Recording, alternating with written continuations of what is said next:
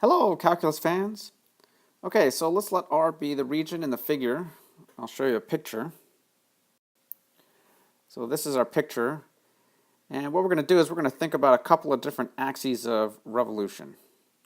So one of them is down here at y equals -2. The other one is going to be at x equals 4. We're going to create two solids, essentially. So the first one is we're going to revolve R about the vertical line, x equals 4, to generate a solid. Then we're going to revolve R about the horizontal line, y equals -2, to generate a solid. Each is going to give us a different solid, so we're going to have two different answers. It's not the same problem, it's two different problems using the same region. And in each case, we're going to make a decision about whether to use the washer method or the shell method. Make a separate decision. Now, no matter what the axis of revolution is, we're definitely better off slicing parallel to the y-axis. If we slice parallel to the x-axis, the left bounding curve of that slice is going to change as we move up and down. Now, here is the key idea when thinking about a decision between the shell method and the washer method, that decision is really about how to slice the region. It's not a decision about shell and washer. Decide how to slice the region, then look to see where the axis of revolution is. That will make your decision for you. So in part A, we're going to revolve R about the line x equals 4. Now in that case, the slices are parallel to the axis of revolution. So we're going to use the shell method.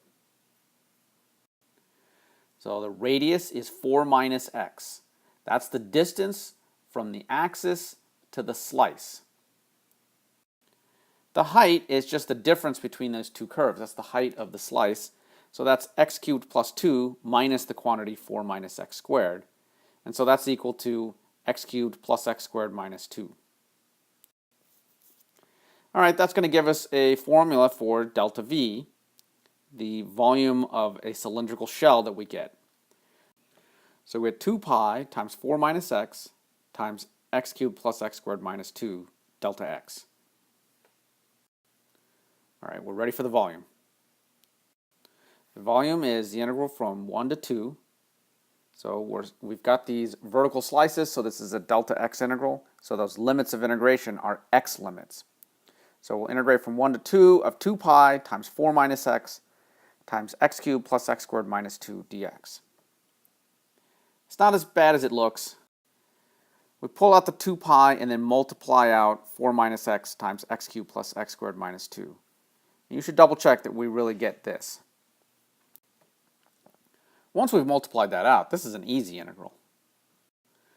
Collect like terms, compute an antiderivative, and then plug everything in. And you might want to verify that this really is the right thing. When you plug in the 2 and the 1 into this expression, evaluate everything, we're going to get 563 pi over 30.